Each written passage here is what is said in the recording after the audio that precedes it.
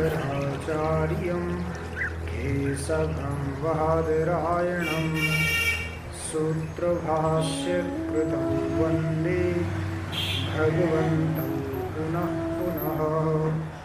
ईश्वरो गुरुरात्मेति मूर्तिभेदविभागिने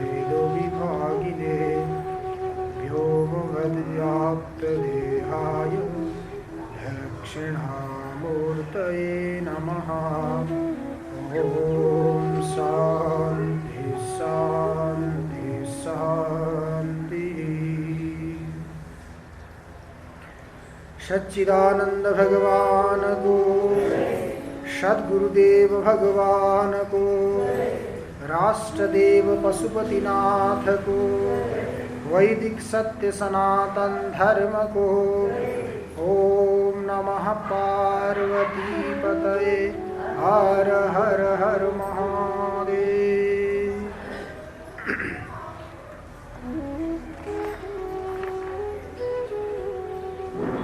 मनोपि आत्मा न भवति दृश्यत्वात् कर्णत्वाच्च प्रदीपवत्। बुद्धिरपि आत्मा न भवति दृश्यत्वात् कर्णत्वाच्च प्रदीपवत् एव। प्राणोपि आत्मा न भवति सुषुप्तेः चैतन्याभावात् प्राणस्य। प्रकरण 12 अंतर्गत आत्मज्ञानोपदेश विधिमा हामीहरू विचार गर्दैछौं। यहाँ आत्मा के हो, त्यो आत्मतत्वलाई कसले साक्षात्कार गर्न सक्छ भन्ने विषयमा चर्चा चलिरहेको छ। सर्वप्रथम शरीर आत्मा हो भन्ने प्रसंग आयो।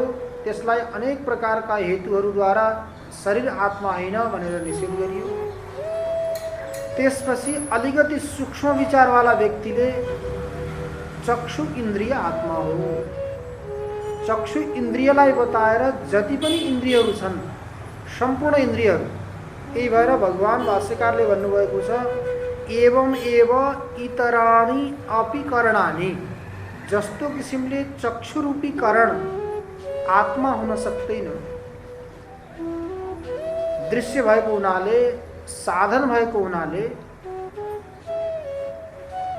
एवं क्रमले जति पनि करणहरू छन् अरू ती करणहरू पनि आत्मा हुन सक्दैनन् भनेर करणहरूका बाह्य करणहरूको निषेध गरियो।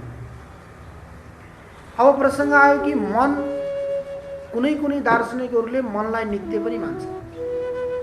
वेदान्त सिद्धान्तमा जानियो भने त सत चित आनन्द स्वरूप परमात्मादेखि अरू कुनै पनि पदार्थ नित्य छैन।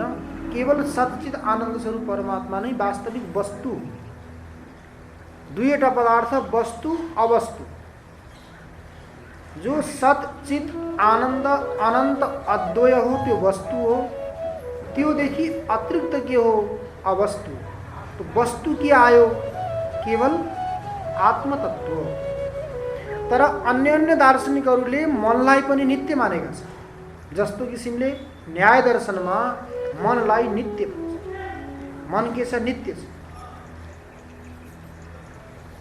यही मनको माध्यमले सम्पूर्ण इन्द्रियहरू मिलेर आफ्नो आफ्नो विषयको अनुभव गर्छन्। सुखादि उपलब्धि साधनम इन्द्रियम मनः। सुख दुखादिको उपलब्धिको लागि साधन, मुख्य साधन के हो त भन्दा मन। चक्षु, श्रोत्र, घ्राण, रसना, त्वक यिनीहरू तत्तत विषयको लागि हो। चक्षु रूपको लागि हो, श्रोत्रेन्द्रिय शब्दको लागि हो, घ्राणेन्द्रिय गन्धको लागि हो, रसनेन्द्रिय रसको लागि हो, त्वगेन्द्रिय स्पर्शको लागि हो। तर मन सबैको लागि। यदि मनका साथ चक्षुको सम्बन्ध भएन भने चक्षु र रूपको सम्पर्क भए तापनि चक्षुद्वारा रूपको ज्ञान हुँदैन। रूप त देखिरहेका छन् चक्षुरिन्द्रियले, चक्षुरिन्द्रियका साथ रूपको सम्बन्ध पनि छ, सन्निकर्ष पनि छ। सन्निकर्ष भए पनि यदि मनका साथ चक्षुरिन्द्रियको सम्बन्ध छैन भने चक्षुरिन्द्रियले रूपको प्रत्यक्ष गर्न सक्दैन। त्यसकारण चक्षुका साथ पनि मनको सम्बन्ध हुनु पर्यो, श्रोत्रेन्द्रियका साथ शब्दको ग्रहण गर्नको लागि पनि श्रोत्रेन्द्रियका साथ मनको सम्बन्ध हुनु पर्यो, घ्राणेन्द्रियले गन्ध प्रत्यक्ष गर्नको लागि पनि घ्राणेन्द्रियका साथ मनको सम्बन्ध हुनु पर्यो, रसनेन्द्रियले रसको प्रत्यक्ष गर्नको लागि पनि केवल रस र रसनेन्द्रियले का साथ सम्बन्ध भएर भएन, रसनेन्द्रियका साथ साथ मनको पनि सम्बन्ध। त्यस्तै प्रकारले त्वगिन्द्रियद्वारा स्पर्शको ग्रहण गर्नको लागि केवल स्पर्शका साथ त्वगिन्द्रियको सम्बन्ध मात्र भएर भएन, मनको पनि सम्बन्ध। त्यसकारण मन सबै इन्द्रियको नेता पनि हो, सहयोगी पनि हो अनि मन नित्य पनि छ। त्यसकारण के गरौँ? मनलाई नै आत्मा मानौँ भनेर अलि सूक्ष्म विचारवाला, शरीर आत्मा हो भन्ने स्थूल विचारवाला अनि चक्षु इन्द्रिय आत्मा हो भन्ने अलिकति सूक्ष्म विचारवाला, अझ सूक्ष्म विचार गर्नेवाला व्यक्ति आएर भन्दैछन् मनलाई आत्मा मानौँ किनकि मन पनि नित्य नै छ। मनोपि, अब हाम्रो सिद्धान्तमा के त भन्दा वेदान्त सिद्धान्तमा मनोपि आत्मा न भवति, मन पनि आत्मा हुन सक्दैन। किन? शोक र मोह छ नि यसमा, मनस शोक मोह कौ। मनका धर्म के हुन्? शोक र मोह। आत्मामा त कुनै न शोक छ न कुनै मोह छ, त निर्गुण निष्क्रिय निरञ्जन। तो निर्गुण निष्क्रिय निरञ्जन जो आत्मा, त्यो आत्मा शोक र मोहद्वारा युक्त हुन सक्दैन। मनमा त शोक र मोह रूपी धर्म छन्, गुण छन्, तसर्थ यो मन पनि आत्मा बन्न सक्दैन। मनोपि आत्मा न भवति दृश्यत्वात् करणत्वाच्च, करण पनि हो यो। जहिलेसम्म मनका साथ अन्य विषयको सम्पर्क, इन्द्रियहरूको सम्पर्क हुँदैन तहिलेसम्म कुनै पनि विषयको प्रत्यक्ष नहुने भएको हुनाले मन पनि के भयो त भन्दा करण भयो। करण भनेको असाधारणम कारणम करणम, कार्य सिद्ध गर्नको लागि जो अत्यन्त उपयोगी कारण हुन्छ त्यसैलाई करण भनिन्छ। मन नभएसम्म कुनै पनि कार्य सिद्ध हुन सक्छ भन्नु त? बरु इन्द्रिय नष्ट हुन् ठिकै छ, इन्द्रियको देख्ने शक्ति, सुन्ने शक्ति, सुँघ्ने शक्ति, छुने शक्ति, चाख्ने शक्ति नष्ट भएर काम चल्छ, तर मन छैन भने काम चल्दैन। त्यसकारण मन के हो त भन्दा करण। तो मन करण भएको हुनाले जसरी करण प्रदीप हो, जसरी करण चक्षु हो, तो प्रदीप आत्मा होइन, चक्षु आत्मा होइन, त्यस्तै प्रकारले मन पनि करण भएको हुनाले आत्मा हुन सक्दैन। आत्माले त के गर्छ? व्यक्तिलाई सुखी गराउँछ, स्वस्थ गराउँछ, तर मनले व्यक्तिलाई के गर्छ? दुखी बनाउँछ, अस्वस्थ बनाउँछ।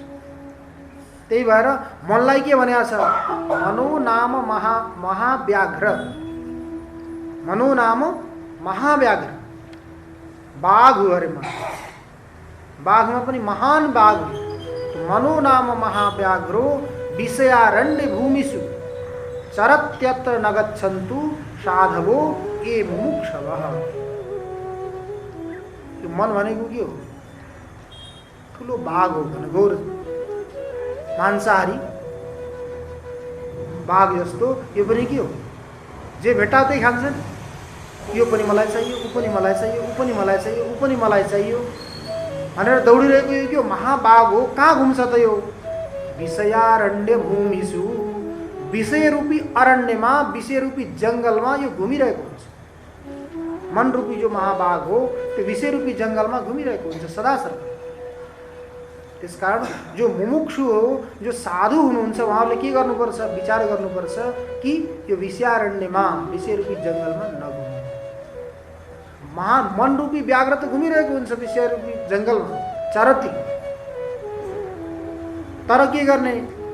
नगच्छन्तु साधवो मुमुक्षवः, जो साधु हुन् अनि मुमुक्षुहरू हुन्। ती मुमुक्षुहरू कहिले पनि यो विषय रूपी जङ्गलमा भ्रमण गर्नु हुँदैन। भ्रमण गरेको के हो? जङ्गलमा गयो भने अटव्यरण्यम विपिनम गहनम काननम वनम। वनमा गयो भने घुम्दै रहन्छ थाहै हुँदैन कहाँ जान्छ, भट्किरहन्छ। त्यसकारण यस्तो किसिमले विषय रूपी जङ्गलमा घुमाउने जो मन हो त्यो कसरी आत्मा हुन्छ? यदि आत्मा हुन्थ्यो भने त हामीलाई विषय रूपी जङ्गलबाट हटाउँथ्यो। त्यसले विषय रूपी जङ्गलबाट हामीहरूलाई मुक्त गर्थ्यो, आफ्नो स्वरूपको अनुभूति गराउँथ्यो। आफ्नो स्वरूपको अनुभूति गराउँदैन। स्वरूपलाई छोडेर बाहिरी पदार्थहरूलाई अनुभूति गराएर हामीलाई फाल्तुमा दुःख दिन्छ। गर्न केही सकिँदैन, तर मनले अनेक प्रकारका सोच त आउँछन् नि मनमा। त्यो सोचहरू आएर विचारहरू आएर दुःख दिन्छन् कि दिँदैन भन्नु त? हामी कार्य गर्दा कुनै पनि विपत्ति आयो भने त्यो विपत्तिले त्यति परेशान हुन्नौँ, तर मनका कुराहरू सोचेर मनका कुराहरूले कल्पना गरेर ती कल्पनाका कुराहरूले हामीहरू के हुन्छौँ? अत्यन्त दुखी हुन्छ। मनोराज्य गर्न त हामी स्वतन्त्र छौँ। बसेर मनोराज्य गर्दै गयौँ। कहिले अनुकूल पनि राज्य गरिन्छ, कहिले प्रतिकूल पनि राज्य गरिन्छ। त अनुकूल राज्य गरियो भने यत्तिकै बसी प्रसन्न पनि भइन्छ। केही वस्तु मिल्या त्यो पनि प्रसन्न हुन्छ। कहिलेकाहीँ प्रतिकूल राज्य गरियो भने यस्तो हुनुपर्ने हो, यस्तो भएन, यस्तो हुनुपर्ने हो, उसलाई उस्तो भयो, मलाई भएन, अनेक प्रकारका कुराहरू सोच्दै गइयो भने के हुन्छ? प्रतिकूल मनोराज्य भयो भने दुःख दिन्छ। त्यो दिनेको हो त भन्दा मन। यही मनद्वारा नै जति पनि पदार्थहरू छन् सम्पूर्णको उत्पन्न गर्ने हामीले मनबाट। त्यही भएर उपनिषदहरूमा पनि बताइएको छ, मन एव मनुष्याणाम कारणम बन्ध मोक्षयो बन्धाय विषयासक्तम मुक्तेर निर्विषयम स्मृतम्। मन नै बन्धनको पनि कारण हो र मुक्तिको पनि कारण। अब यो त विरोधाभास भयो। एउटै पदार्थ बन्धनको पनि कारण हुन सक्छ अनि मुक्तिको पनि कारण हुन सक्छ। कसरी हुन सक्छ? यही हेरौँ त, हामीले अन्न खान्छौँ नि, त्यो अन्न हाम्रो रक्षक पनि हुन सक्छ, त्यही अन्न हाम्रो भक्षक पनि हुन सक्छ। त्यसैलाई अनुकूल बनाएर हामीलाई जति चाहियो त्यही हिसाबले खायौँ भने त्यो हाम्रो लागि रक्षक हो। हामीले त्यसलाई अधिक प्रयोग गऱ्यौँ भने त्यो हाम्रो लागि के हो? भक्षक पनि। त्यस्तै किसिमले मन पनि के हो? त्यही हाम्रो लागि मुक्तिको पनि साधन हो र त्यही बन्धनको पनि साधन। कसरी? बन्धाय विषयासक्तम। विषयमा आसक्त जो मन हो, बन्धाय त्यो बन्धनको लागि। मुक्तिर निर्विषयम स्मृतम। जो निर्विषय मन हो, जसले विषयको चिन्तन गर्दैन, तो विषयको चिन्तन नगर्ने वाला मन के हो? मुक्तिको लागि छ। केवल अन्तर यति नै छ, विषयतिर लगाउनु, प्रवृत्ति र निवृत्ति। यदि प्रवृत्ति मार्गमा गयो भने त्यही मनले के गर्छ? हामीलाई बाँधिदिन्छ। निवृत्ति मार्गमा गयो भने त्यो मनले हामीलाई के गरिदिन्छ? छोडिदिन्छ। ताला खोल्न बन्द गर्नको लागि जस्तो किसिमले एउटै चाबी हामीले प्रयोग गर्छौँ, केवल घुमाउनुको अन्तर छ। त्यस्तै किसिमले मन पनि केवल घुमाउनु अन्तर छ। यता घुमाऊ या उता घुमाऊ, घुमाउनुमा हामीहरू स्वतन्त्र छौँ। र त्यही मनले हामीलाई के गर्छ? अनेक प्रकारका विषयहरूलाई उत्पन्न गरेर अनि हामीहरूलाई दुःख दिन्छ। मनः प्रसूते विषयान अशेषान स्थूलात्मना सूक्ष्मतया च भोक्तुः शरीर वर्णाश्रम जाति भेदान गुणक्रिया हेतु फलानि नित्यम। मनः प्रसूते विषयान अशेषान। अशेषान विषयान मनः प्रसूते। जति पनि विषयहरू छन् सम्पूर्ण, यी विषयहरू कहाँबाट उत्पन्न हुन्छ भन्दा मनबाट। मनः प्रसूते, मनबाट नै प्रसव भएका हुन्, मनबाट नै उत्पन्न भएका हुन्। जति पनि विषयहरू छन्, स्थूल होस्, सूक्ष्म होस्, भोक्ताको लागि कुनै स्थूल विषय हुन्, ती पनि मनबाटै आएका हुन्, मनबाटै प्रसव भएका हुन्। अनि सूक्ष्म विषयहरू छन् भने तिनीहरू पनि के हुन्? मनबाटै भएका। हेर्नु त, अनुकूलता र प्रतिकूलता के त्यो विषयमा छ त? विषयमा अनुकूलता पनि छैन, प्रतिकूलता पनि छैन। त्यो अनुकूलता र प्रतिकूलता कहाँबाट आयो? हाम्रो मनबाट। त्यो विषयलाई, त्यो वस्तुलाई हामीले अनुकूल मानियो भने त्यसले हामीलाई सुख दिन्छ। त्यही विषय हो, त्यसलाई हामीले प्रतिकूल मानियो भने हामीलाई के गर्छ? दुःख दिन्छ। घरका अनेक प्रकारका हाम्रा व्यवहारहरू हुन्छन्, क्रियाकलापहरू हुन्छन्, कार्यहरू हुन्छन्। अब ती कार्यलाई हामीहरूले मैले गर्नुपर्ने हो, मेरो कार्य भनेर हामीहरूले गर्न थाल्यौँ भने त्यो कार्यमा हामीलाई केही पनि कष्ट बाधा आउँदैन, आरामले भइगयो। अनि त्यसपछि होइन, घरमा हामी 2-3 जना अरू पनि सदस्यहरू छौँ, एक्लै मैले किन? यो मैले उसले, यति उसले गर्नुपर्छ, यति उसले गर्नुपर्छ भनेर सुरु गरियो भने त्यहाँ विभाजन हुन थाल्यो भने अनि के हुन्छ? अनि गडबड हुन्छ। काम त्यति नै हो, धेरै छैन, तर अलग अलग बाँड्दाखेरि धेरै हुन्छ, सम्पन्न हुने कार्य। कोही भन्छ नि 1 जना भए सरासर, 2 जना भए बराबर, उसले गर्छ कि उसले गर्छ, अनि 3 जना भए मारामार। अब त्यस्तै किसिमले जति व्यक्ति बढ्दै गए अनि त्यसपछि अरू पनि भन्छन् जति भाँडा त्यति चुबुरको, जति भाँडा त्यति चुबुरको। पनि केही न केही त भाँडामा भइरहन्छ कि, त्यही भएर जति भाँडा खाली गऱ्यो, खाली गरेपछि त कमसेकम 1-2टामा काम चल्छ नि, 1-2टामा काम चल्छ। त्यस्तै किसिमले यो मनले के गर्छ? अनेक प्रकारका विषयहरूको प्रसव गर्छ। अनेक प्रकारका विषयहरूलाई उत्पन्न गर्यो भने अब विषय के हो? जङ्गल हो। जङ्गलमा गएपछि त अनि भइहाल्छ, दुःख भइहाल्छ। त्यही अनुकूल विषय पनि होइन र विषय प्रतिकूल पनि होइन। तो अनुकूल र प्रतिकूल के हो? हाम्रा मनका वृत्तिहरू। यो हाम्रा मनका वृत्तिहरूलाई हामीले अनुकूल बनायौँ भने त्यही पदार्थले हामीलाई सुख दिन्छ, प्रतिकूल बनायो भने दुःख दिन्छ। त्यो दिन सुन्या थियो नि, दर खाँदाको दिन कान्छी बुहारीले सबैलाई घरमा आएर अनुकूल बनाइदिन्। अरू जति पनि बुहारीहरू थिए तिनीहरूले के गरे? प्रतिकूल स्थिति थियो, कसले गर्ने कसले गर्ने। एकजना बिरामी भए कसले भोजन पकाउने, त्यहाँ समस्या। 7 महिला घरमा छन्, एउटै बिरामी भए कसले भोजन बनाउने भन्ने समस्या।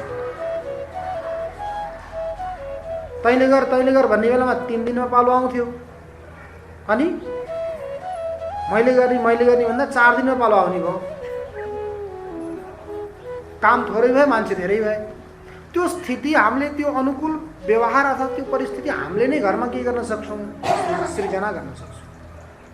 त्यो सृजना गऱ्यो भने सबै सकुशल हुन्छ। र प्रतिकूल बनाउने पनि हामीले नै हो, दुःख पनि हामीबाटै हुन्छ। त्यसकारण मनः प्रसूते विषयान अशेषान, अशेष जति पनि विषयहरू छन्, सूक्ष्म स्थूल भोक्ताको लागि जति पनि विषयहरू छन्, ती सम्पूर्ण उत्पन्न कहाँबाट हुन्छन्? मनबाट हुन्छ। शरीर वर्णाश्रम जाति भेदान, शरीर वर्ण आश्रम जाति गुण क्रिया यी जति पनि छन् सम्पूर्ण कहाँबाट सृष्टि भएका हुन्? हेर्नु त, केवल मनबाट। शरीर यसको राम्रो, यसको नराम्रो, यसको मोटो, यसको पातलो, अनेक प्रकारका जति पनि व्यवहारहरू छन् यिनीहरू भए कहाँबाट? मनबाटै भए।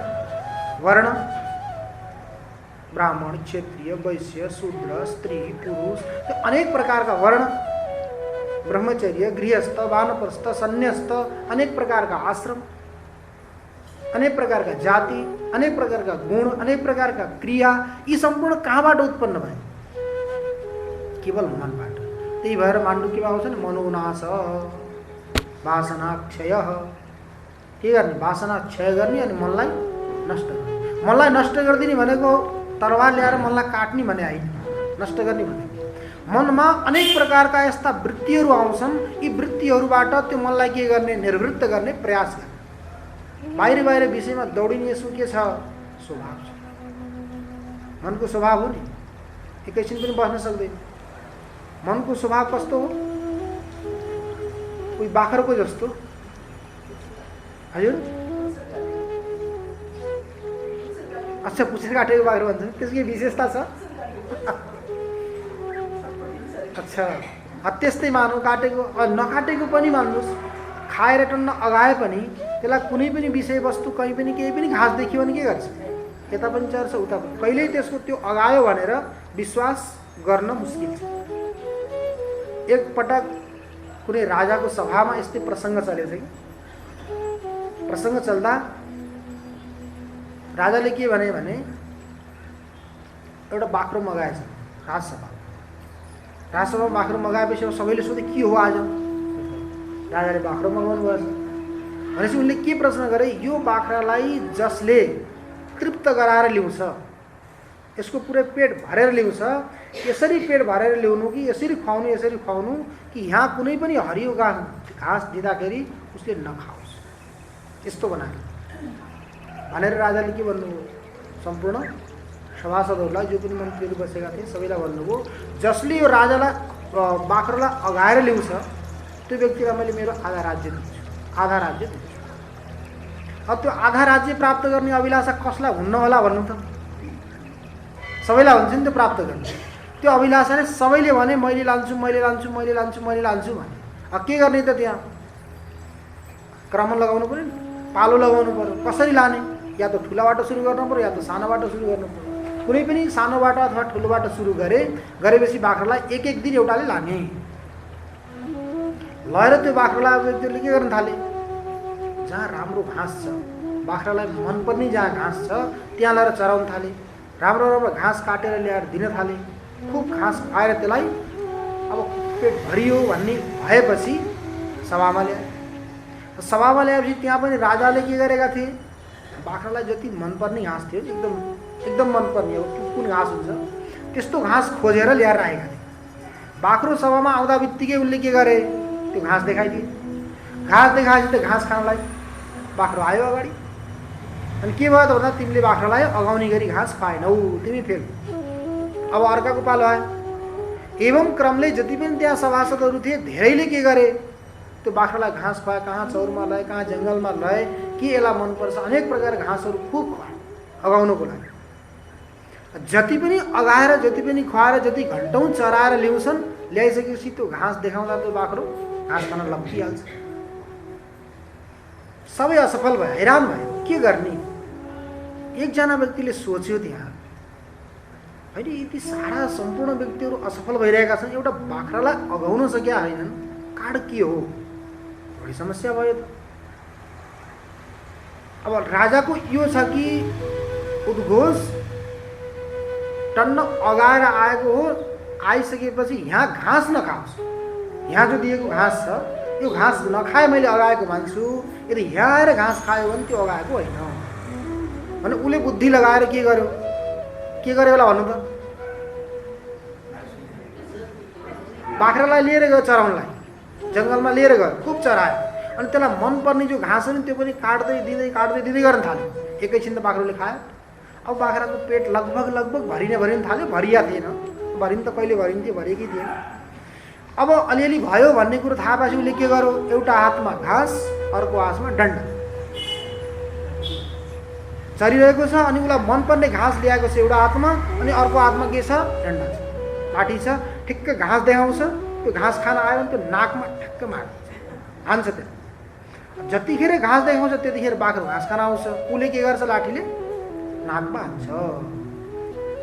नाकमा हान्दा यस्तो बनायो त्यो बाख्रालाई कि बाख्राले हरियो घाँस देख्यो भने मुख फर्काउने बनायो कि। जतिखेर पनि हरियो घाँस आयो भने उसले डङ्गा हानिहाल्छ लाठी। हरियो घाँस देखे त मलाई लाठी पर्छ भन्ने कुरो उसलाई के भयो, निर्णय भयो।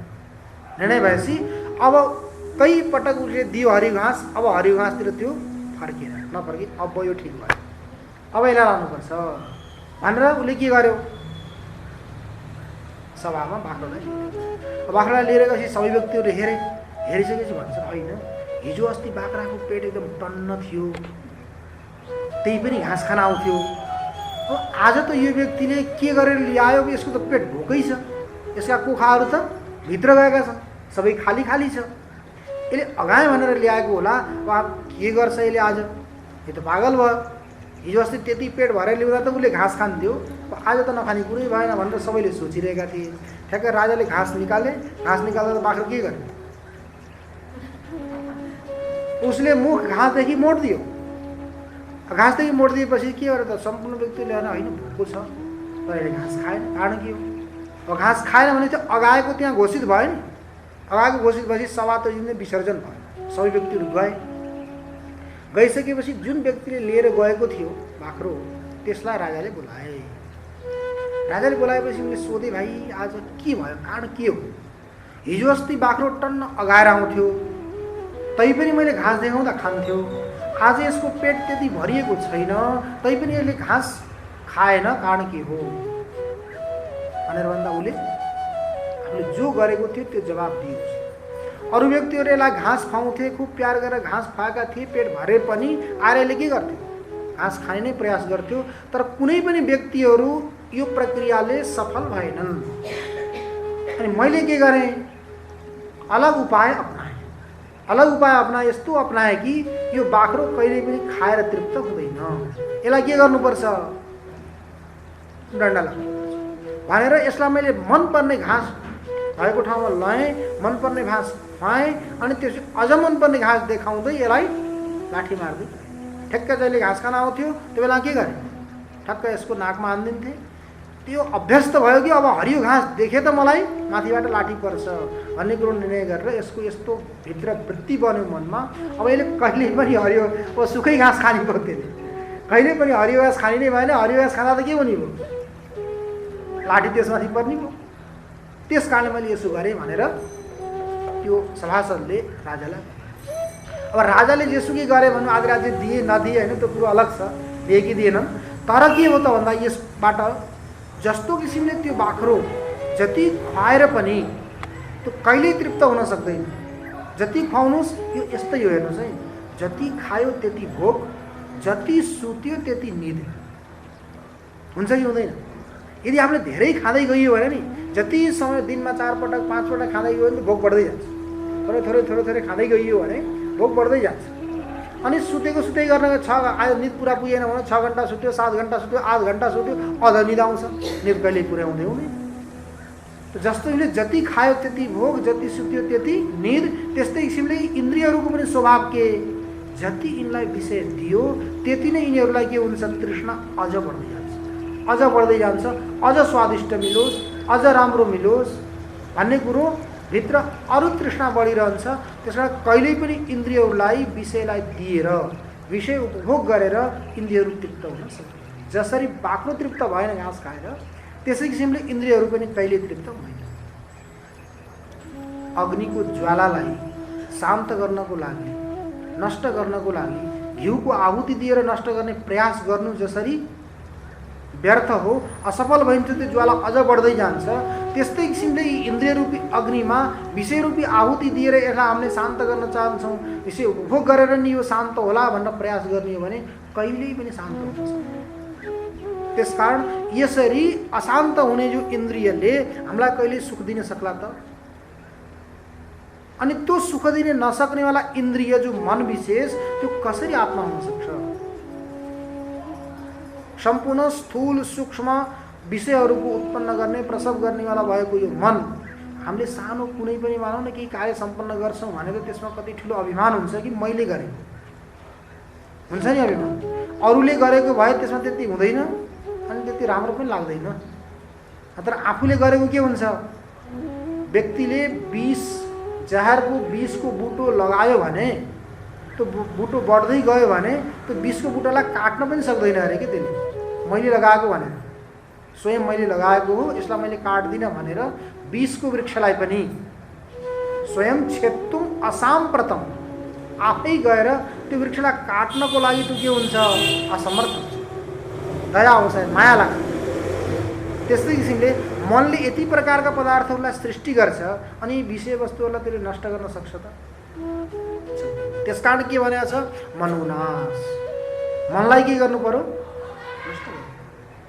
मनोनाश गर्नु पर्यो भनेको मनका जति पनि वृत्तिहरू छन् यी वृत्तिहरूलाई हामीले नष्ट गर्नु। त्यसलाई हामीले के गर्नु पर्यो भने विषयमा यो जान्छ, गएको मनलाई के गर्नु पर्यो भने ए त कहाँ जाँदैछस् भनेर त्यसलाई हामीले खिच्नु पर्यो।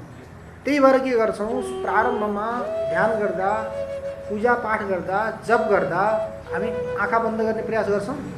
त्यो बेलामा पुरै बन्द गर्नु हुँदैन। सुरुमा थोरै बन्द गर्ने, थोरै खोल्ने, अनि थोरै खोलेर आफ्नो जो ध्येय हो, मूर्ति छ, फोटो छ अथवा केही पनि छ जसले राख्नु भएको छ, त्यसमा के गर्नु पर्यो? मनलाई लगाउने प्रयास गर्नु। अनि त्यहाँ पनि भाग्छ हेर्नुहोस्, कहिल्यै पनि माला लिएर बस्नु त आएपछि नभाग्ने मन माला लिएर बस्दाखेरि के गर्छ? कहाँ कहाँ पुग्या हुन्छ, कहाँ पुग्या हुन्छ। जन्मेदेखि मतलब जहिले होस सम्हालेको हो त्यहिलेदेखि आजसम्म त्यो भ्रमण गरिरहेको हुन्छ। जहाँ अनुकूल भयो, प्रतिकूलता भयो, राम्रो भयो, नराम्रो भयो, जति पनि घटनाहरू छन्, जस्तो किसिमले स्वप्न हेर्ने हो भने 1-2 मिनटको नि हुँदैन। तर त्यो 1-2 मिनटको स्वप्नमा हामीले के गरिरहेका हुन्छौँ हेर्नु त। पुरै सृष्टि हुन्छ, सृष्टि भएर मरिन्छ, मरेर फेरि जन्मिन्छ, फेरि मरिन्छ, कति प्रक्रिया भइरहेको हुन्छ। उठेर हेर्दाखेरि त 10 बजे सुतेको भर्खर 11 पो बजिरहेछ भन्यो। र स्वप्न कति समयसम्म देख्यो? 11 बजे, त 1 घन्टा। अन्त यसमा स्वप्न कति समय देख्यो? त्यसमा कति ठुलो सृष्टि हुन्छ हेर्नु त। अनि यत्रो सानो शरीरमा नदी, नाला, पहाड सबै आएर भित्रै घुसिरहेको हुन्छ। त्यो सम्भवै छैन। यत्रो सानो शरीरमा सबै नदी नालाहरू आएर बसिरहेका हुन्छ। त्यो मनले के गर्छ? यति ठुलो कल्पना गर्छ। यहीँ बसी कहाँ पुगिन्छ? सोच्यो त गयो। जो जहाँ पुगेको छ वहाँ पुग्छ। दिल्ली नि पुग्यो, कलकत्ता नि पुग्यो, मुम्बई नि पुग्यो, गुजरात पुग्यो, देवघाट पनि गयो, पशुपति मन्दिर दर्शन पनि गर्यो, सब गर्यो, कहीँ छोड्दैन हुने। त्यही भएर हनुमानजीलाई के भनेको छ? मनोजवम, मनको जस्तो वेग छ त्यस्तो वेग भएका। अर्थात् केवल सोच्यो त पुग्यो। यहाँबाट हामीले वहाँ जानलाई केवल सोचे त भयो नि, कुनै कल्पना गरेर वहाँ बस पुग्यो। कति छिटो छ यसको गति। त्यस्तो गति भएको मनलाई रोक्न त मुस्किल छ, तर असम्भव छैन, दुर्लभ छ, दुस्साध्य छ, कठिन छ। त्यसको लागि यो जान्छ, जाँदै गरेको लागि के गर्ने? खिचिरहने। त कहाँ आइज, तेरो काम यो हो, बाहिर जाने होइन। पटक पटक यसलाई के गर्नु पर्यो? जस्तो किसिमले बालकहरू, बच्चाहरू त्यता नजा भन्नु के गर्छ? घुम्दै घुम्दै त्यही पुग्छ, घुम्दै घुम्दै त्यही पुग्छ। विशेष गरी सबैको यही नियम हुन्छ, केवल बालकको होइन, हामीहरूको यही हुन्छ। कहीँ यदि निषेध गरेको छ भने यो क्षेत्रमा प्रवेश निषेध छ भनेको छ भने हामीलाई के हुन्छ? त्यहाँ जाने इच्छा हुन्छ। यो क्षेत्रमा प्रवेश निषेध छ, यहाँ नजानु है कसैले भन्यो भने के होला, किन निषेध गरेको होला, के विशेषता छ होला, त्यहाँ अनेक प्रकारका जिज्ञासाहरू आउँछन्, हामीलाई त्यसले आकर्षित गर्छ। त्यही भएर कवि सम्मेलनहरू हुन्छ नि, त्यो कवि सम्मेलनमा ठुला कविहरू हुन्छन्। उनीहरूले के गर्छन्? श्रोताहरूलाई आकर्षित गर्नको लागि एउटा कुनै कविता भन्छन् अनि जानी अभिनय गर्छन्। एउटा कुनै कविता भन्छन् अनि के गर्छन्? जाने अभिनय गर्छन्। जानी अभिनय गरेपछि श्रोताले के भन्छ? अझै एउटा, अझै एउटा, अझै एउटा। त्यसपछि फेरि फर्केर आएर सुनाउँछ। एकैछिन सुनाएपछि फेरि जान थाल्छ अनि फेरि के भन्छ? अझै एउटा, अझै एउटा भन्छ। त्यस्तै यो मनलाई पनि के हो? त्यो वस्तुलाई हामीले निषेध गऱ्यौँ, त्यहाँ जानु हुँदैन भन्यो भने अवश्य त्यसले जाने त्यहाँ प्रयास गर्छ। त्यसकारण त्यसलाई के गर्नु पर्यो? खिचिरहनु। यही भनेको मनोनाश हो। मनोनाश भनेको मनलाई नष्ट गर्ने होइन, मनका जो वृत्तिहरू छन् बाहिर जाने, ती वृत्तिहरूलाई निरोध गर्नु। त्यो वृत्ति नै भएनन् भने त नाशै जस्तो त भयो नि। त्यो वृत्तिकै कारणले नै यसले सारा सर्वस्व गर्ने हो। वृत्ति नै नष्ट भयो भने के भयो? मन नै छैन, मनोनाश भयो। त्यसकारण कस्यास्ति नाशे मनसो हि मोक्ष। को नष्ट भयो भने मोक्ष हुन्छ। मोक्ष कहिले मिल्छ भन्दा मनसो नाश हि मोक्ष। मन जहिले नष्ट हुन्छ, अर्थात् मन नष्ट भयो भने शोक पनि भएन, मोह पनि भएन। यही श्रुतिको उद्घोष तरति शोकम आत्मविद। जो आत्मविद हो, आत्मालाई साक्षात्कार गर्नेवाला व्यक्ति, यसले आत्म साक्षात्कार गर्यो भन्ने कुरो कसरी जान्ने? शोकम तरति, जो शोकबाट तरे। यदि शोकबाट तरेको छैन भने त्यो व्यक्ति आत्मविद छैन। मोक्ष रूपी जो शोकबाट तर्छ कसरी त भन्दा यो कस्यास्ति नाशो मनसो हि मोक्ष। मन नष्ट भयो भने त्यो मनको नाश हुनु नै के हो? मोक्ष। मोक्ष भनेको सुख हो, आफ्नो स्वरूपको अनुभूति गर्नु हो। जहिलेसम्म मन छ, इन्द्रियहरू छन्, प्राण छन्, शरीर छ, तहिलेसम्म हामीले आफ्नो अनुभूति गर्नु। इन्द्रियको गर्छौँ, प्राणको गर्छौँ, मनको गर्छौँ, शरीरको गर्छौँ, शरीरसँग सम्बन्धितको गर्छौँ, तर आफ्नो गर्दैन। त्यसकारण कस्यास्ति नाशे मनसो हि मोक्ष व सर्वथा नास्ति भयम विमुक्तौ। सर्वथा भयम क्व, कुत्र नास्ति, भय कहाँ छैन। विमुक्तौ, जो व्यक्ति विमुक्त हुन्छ भने मुक्त भयो भने त्यहाँ भय हुँदैन। यही भने नि जनकलाई, अभयम वै जनक प्राप्तोसी, जनक तिमीले अभयलाई प्राप्त गर्यौ, अर्थात् तिमीलाई अब कहीँ पनि भय छैन। भय कहाँ हुँदैन? उपनिषदमा आउँछ द्वितीयाद वै भयम भवति, जहाँ द्वैत हुन्छ, दुई छन् तीन छन् भन्ने कुरो आउँछन् त्यहाँ भय हुन्छ। दुई तीन छँदै छैन, म एक्लै छु, म आफ्नो घरमा छु, सुरक्षित छु भन्ने ज्ञान भयो भने व्यक्तिलाई कहाँबाट भय हुन्छ? भय हुँदैन। द्वितीयाद वै भयम भवति, दुई तीन भयो भने अनि त्यसले के मान्ला, त्यसलाई मैले गरेको काम राम्रो लाग्ला या नलाग्ला, उचित लाग्ला या नलाग्ला, अनेक प्रकारका विषयहरूलाई लिएर व्यक्ति भयभीत हुन्छ। एक्लो भयो भने त्यसलाई कहिले पनि भय हुँदैन। त्यसकारण क्व सर्वथा नास्ति भयम विमुक्तौ, जो विमुक्त छ त्यस्तो व्यक्तिलाई कहीँ पनि कहिल्यै पनि भय हुँदैन। यही त भगवानले दैवी गुण र आसुरी गुण बताउनु भएको छ नि गीतामा। त्यसमा सबैभन्दा पहिला अभय आउँछन्। अभयम सत्व संशुद्धिर ज्ञान योग व्यवस्थिति दानम तमश्च यज्ञश्च स्वाध्यायस्तप आर्जवम अहिंसा सत्यम क्रोधो त्याग शान्तिरपैशुनम दयाभूत्यस्य लोलुप्तम मार्दवम हिरचापलम। यी अनेक प्रकारका के हुन्? दैवी सम्पत्तिहरू। दैवी सम्पद विमोक्षाय निबन्धाया सुरीमता। दैवी सम्पत्तिले के गर्छन्? विमुक्त गराउँछ। मुक्त गराउनको लागि दैवी सम्पत्ति हुन्। अनि बन्धाया सुरीमता, जो आसुरी सम्पत्तिहरू हुन् ती केसको लागि हुन्? बन्धनको लागि। त्यस्तै किसिमले यहाँ पनि के त क्व सर्वथा नास्ति भयम विमुक्तौ, जो विमुक्त हुन्छ त्यो विमुक्त अवस्थामा उसलाई कहिले पनि भय हुँदैन। शल्यम परम किम निज मूर्खतैव। शल्य भनेको त्यो काँटो चाहिँ के बिज्नी चुब्नी, त्यो चुब्नी के हो संसारमा? के चुब्छ सबैभन्दा भन्दा निज मूर्खता। निज मूर्खतै, आफ्नो जो मूर्खता हो त्यो मूर्खता नै हामीलाई के गरिरहेको हुन्छ? चुबिरहेको हुन्छ। व्यक्तिले कहीँ पनि गएर कष्ट पाउँछ, दुःख पाउँछ भने आफ्नै स्वभावले पाउँछ। यदि स्वभाव व्यक्तिको ठिक छ भने उसलाई कहीँ पनि गएर सुख हुन्छ। यदि व्यक्तिको स्वभाव ठिक छैन भने त्यस्तै मित्र मिल्छन् उसलाई वहाँ गएर, अनि उसलाई कष्ट हुन्छ। शल्यम परम किम निज मूर्खतैव के उपास्या गुरु देव वृद्धा। संसारमा कस कसको उपासना गर्नुपर्छ? गुरुको, अनि वृद्धहरूको, अनि देवता। वृद्धको उपासना गर्नाले केवल वृद्धको त प्रणाम मात्रै गर्नाले पनि कति प्रकारका चिजहरू बढ्छन्। चार प्रकारका चिजहरू बढ्छन्। वृद्धलाई जो अभिवादन गर्न योग्य व्यक्ति छन् तिनलाई हामीले अभिवादन गर्ने हो भने चार चिजहरूको वृद्धि हुन्छ। अभिवादनशीलस्य नित्यं वृद्धो बसेविन चत्वारि तस्य वर्धन्ते आयुर्विद्या यशो बलम। अभिवादनशीलस्य नित्यं वृद्धो बसेविन, अभिवादनशील जो छन्, सम्माननीय जो व्यक्तिहरू छन् तिनीहरूलाई हामीले अभिवादन गर्ने हो, सम्मान गर्ने हो भने चत्वारि तस्य वर्धन्ते, अभिवादन गर्ने व्यक्तिका चार चिजहरू बढ्छ। सबैभन्दा पहिला आयु बढ्छ। कसै कुनै पनि व्यक्तिलाई गएर हामीले प्रणाम गऱ्यो भने के भन्छ? चिरञ्जीवी भव, दीर्घजीवी भव। आशीर्वाद दियो भने बढ्यो कि बढेन भन्नु त? आयु बढ्यो। धेरै पढ है बाबु, अगाडि बढ है भन्छन्, विद्या बढ्यो। आयुर्विद्या, तिम्रो कीर्ति फैलियोस्। पहिला पहिला त के गर्थे? दसैँमा टिका लगाउँदाखेरि बुढा बुवा आमाहरूले, हजुरआमाहरूले के भनेर आशीर्वाद दिनुहुन्थ्यो? तिम्रो यो वंश यति फैलियोस्, यति फैलियो, डाँडा काँडा सबै भरि हुन्, डाँडा काँडा सबै भरि हुन् भनेर आशीर्वाद दिनुहुन्थ्यो। हजुर, त्यही सन्तानले डाँडा काँडा भरि हुन् सबै। त्यो सन्तानले डाँडा काँडै भरियो भने के भयो? आयुर्विद्या यश।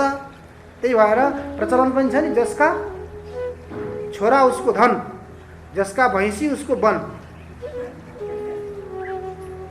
जसका धेरै छोरा हुन्छन् त्यसो के हुन्छ? धन हुन्छ। थोरै थोरै थोरै थोरै गरे पनि धेरै छोरा भयो भने धेरै कमाउँछन्, उसलाई के भयो? धेरै धन भयो। त्यसपछि भैँसी भयो भने चराउनु पर्यो, तिनलाई घाँस त दिनै पर्यो। उता चरे नि उसैको वन, उता चरे पनि उसैको वन। आजकल त भैँसी पनि छैन नि, छोरा पनि एउटा।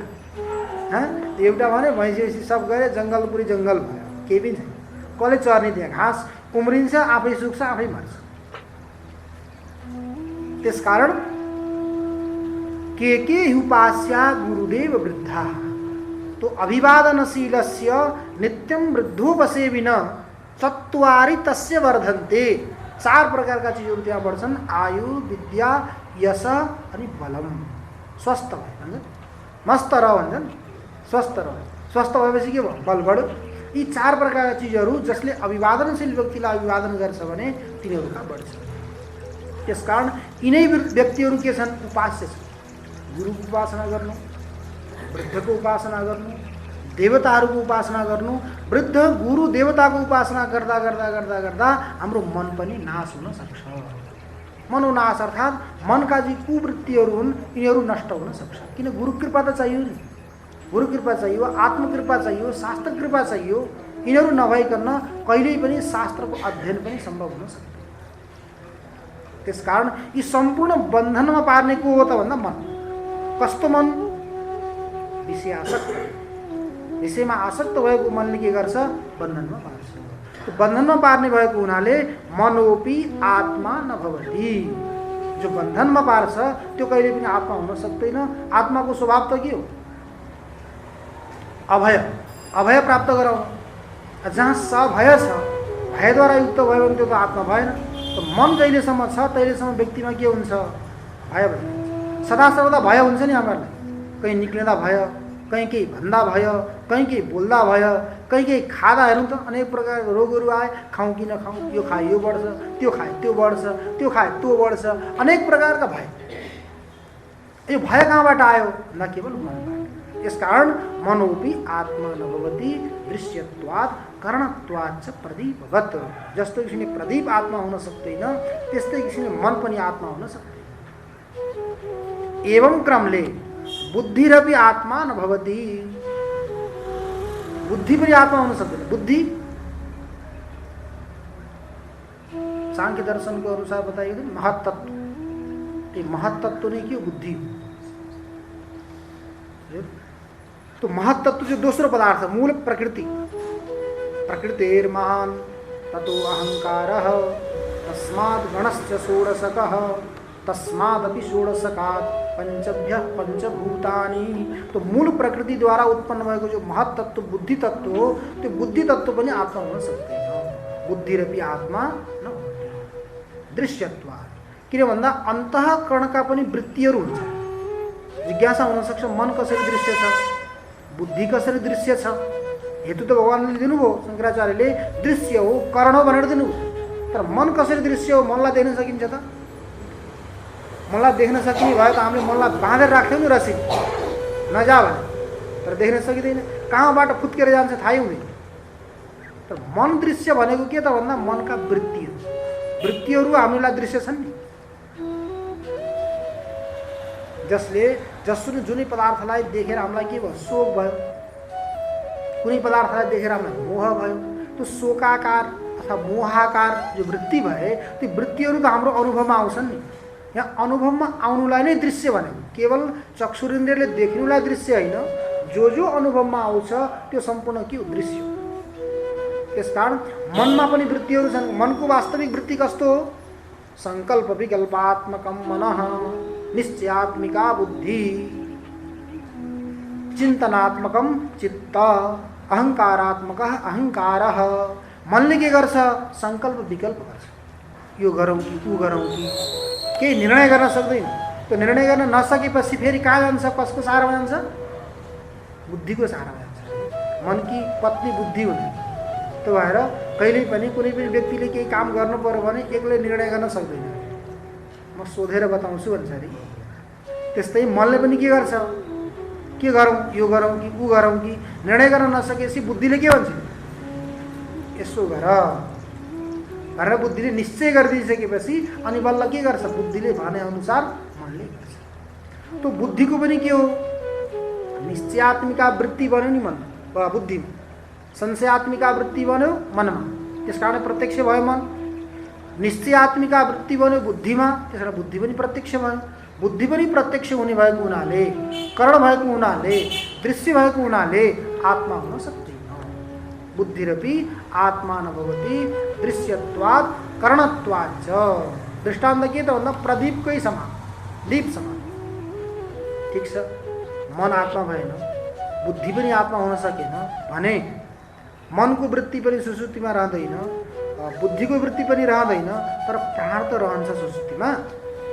प्राणले त अरू सारा इन्द्रियहरू सुप्त भएर आराम गरे तापनि प्राणले आफ्नो कार्य गरिरहेको हुन्छ, त्यसले रोक बन्द गर्दैन कार्य गर्नको लागि। प्राणलाई आत्मा मानौ, प्राण नै आत्मा हो। प्राण नभए त शरीर चल्न पनि चल्दैन, त्यसले प्राण नै आत्मा हो। प्राणोपि आत्मा न भवति सुसुप्तेः चैतन्याभावात् प्राणस्य। सुसुप्ति अवस्थामा प्राण चल्न त चल्छ, तर उसलाई कुनै पनि बोध हुँदैन। त्यो अवस्थामा चैतन्यको के छ त भन्दा अभाव छ, चेतनताको अभाव छ। प्राण चलेको हामीलाई बोध हुन्छ र त्यो बेलामा जाग्रतमा स्वप्नमा पनि हुन्छ, तर सुसुप्तिमा गएर प्राण चलेको छ भन्ने कुरो पनि हामीलाई ज्ञान।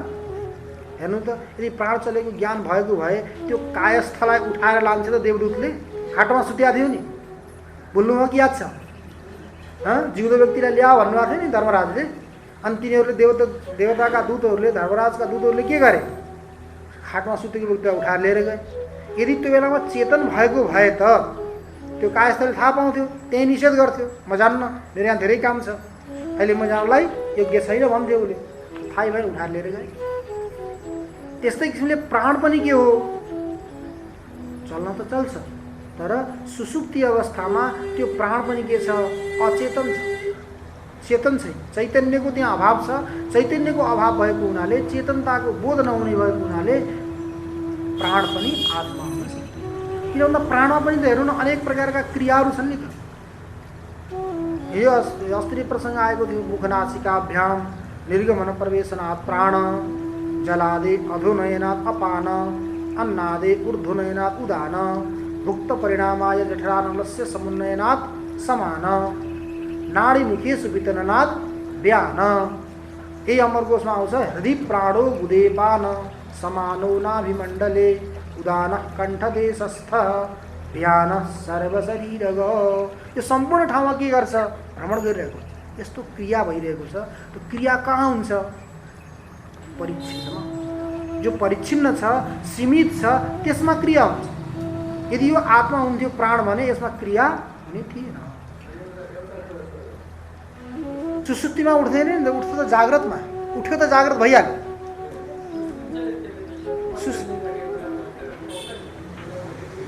सुसुप्तमा त्यो त बिउजेपछि उसले बुझ्छ, तर सुसुप्ति अवस्थामा त उसले सुन्दैन नि, त्यसलाई धेरै गरेर हल्लाउनु पर्यो, बोलाउनु पर्यो। सुसुप्तिमा भएको व्यक्तिलाई उठाउन परिश्रम गर्नुपर्छ। बिउजिसकेपछि फेरि जाग्रतमा आइहाल्यो। इन्द्रिय अर्थोपलब्धि जागरण, तपाईँले बोलाउनु भन्ने कुरो बुझ्यो नि, अर्थोपलब्धि भयो, अर्थोपलब्धि हुँदा बित्तिकै जागरणमा आयो। सुसुप्त अवस्था भनेको त पुरै डुबेको हो कि, त्यो डुबेको अवस्थामा उसलाई केही बोध हुँदैन। जाग्रतमा आयो भने उसले पछि गएर भन्छ नि, त्यही भएर भनिन्छ नि, सुखेन अहम अस्वाप्सम न किञ्चित अवेदिसम। म सुखपूर्वक सुते, मैले केही पनि जानिनँ भन्छ उठेर। त्यो पनि कहिले हुन्छ? त्यसलाई जाग्रत अवस्थामा हुन्छ, सुसुप्तिमा थिएन।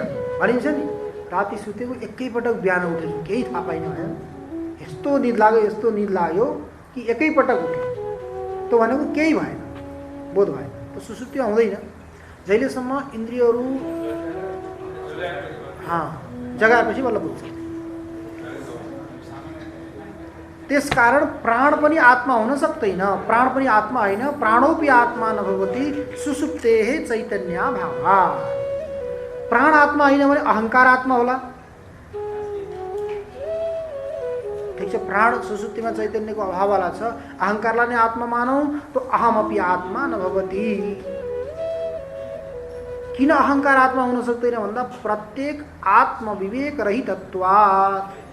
तो प्रत्येक चैतन्य जो शुद्ध चैतन्य हो, प्रत्येक प्रति अंचति गच्छति बाह्य विषयेषु प्रतिकूलतया, यदि प्रत्येक जो शुद्ध चैतन्य हो, तो शुद्ध चैतन्य को ज्ञान अहंकारलाई पनि बुझ्दा अहम अहम गरेर हिँडिरहेछ, आफैलाई श्रेष्ठ मानेछ, म खाउँ मैलाउँ गरेर, अनि कहाँ होला शुद्ध चैतन्यको बोध? तो शुद्ध चैतन्यको बोध नभएको हुनाले त्यो अहंकार पनि आत्मा हुन सक्दैन। कि अनेक प्रकारका हेतुहरूद्वारा शरीर, चक्षु इंद्रिय, मन, बुद्धि, प्राण, अहंकार यी सम्पूर्ण जतिहरू पनि छन्, यी सम्पूर्ण कुनै पनि आत्मा हुन सक्दैन। आत्मा होइनन् भने हामीलाई आत्माको अध्यास किन भएको छ त? आत्माको प्रतीति किन भएको छ? होइनन् त भन्नुभयो, तर हामीले त मान्दैनौँ। शरीर नै आत्मा हो, इन्द्रिय नै आत्मा हो, मन नै आत्मा हो, बुद्धि नै आत्मा हो, प्राण नै आत्मा हो, अहंकार नै आत्मा हो भनेर यिनीलाई हामीले त तुष्टपुष्ट गर्न लागिरहेका छौँ। के कारण हो त भन्दा द्रष्टुर दृश्य विवेकाभावात्, द्रष्टा र दृश्यमा हामीलाई विवेक छैन। जस्तो किसिमले अग्निका साथ सम्बन्ध भएको हुनाले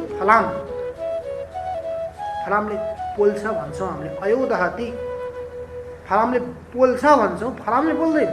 पोल्ने कसले हो? अग्निले हो। अग्निका साथ जहिले फलामको सम्बन्ध छ भने अग्निमा रहेको दाहकत्व शक्ति फलाममा आउँछ र फलामले पनि पोल्छ भन्ने व्यवहार गर्छौँ। त्यस्तै किसिमले दृश्य र द्रष्टामा विवेक नभएको हुनाले, विवेकको अभाव भएको हुनाले दृश्यलाई पनि हामीले के मानेका छौँ? द्रष्टा मानेका छौँ। तर यो जति पनि दृश्य पदार्थहरू छन् यिनीहरू द्रष्टा आत्मा हुन सक्दैन भनेर यो प्रथम पटलमा आत्मज्ञानोपदेश विधि, यो जो ग्रन्थ थियो, प्रकरण ग्रन्थ, मलाई त लाग्दै थियो पुरै प्रकरण ग्रन्थ पुरा होला, तर 4वटा यसमा पटल छन्। यसमा के भयो त भन्दा प्रथम पटल आज पुरा भयो। छिटो गरेर प्रथम पटल के गरियो त? पुरा गरियो। किन भन्दा यो सत्रको आजको अन्तिम समापन दिन हो। त्यस कारणले अब अगाडि यदि समय आयो, सुनाउने मौका मिल्यो भनेदेखि फेरि द्वितीय पटलबाट यसलाई प्रारम्भ गर्ने। ओम पूर्णमदः पूर्णमिदं पूर्णात् पूर्णमुदच्यते पूर्णस्य पूर्णमादाय पूर्णमेवावशिष्यते। ओम शांति शांति शांतिः। शंकरं शंकराचार्यं केशवं बादरायणं शूद्रभाष्य कृतौ वन्दे भगवन्तौ पुनः पुनः। ईश्वरो गुरुरात्मेति मूर्तिभेदविभागिने व्योमवद्व्याप्तदेहाय दक्षिणामूर्तये नमः। ओम शांति शांति शांति। सच्चिदानंद भगवान को, सद्गुरुदेव भगवान को, सत्संग परिवार को, संपूर्ण श्रोताहरू को, राष्ट्रदेव पशुपतिनाथ को, वैदिक सत्य सनातन धर्म को। ओम नमः पार्वती पतये। हर हर हर महादेव। आज बेलुका चाहिँ 17 साढे 3 बजे हुन्छ है।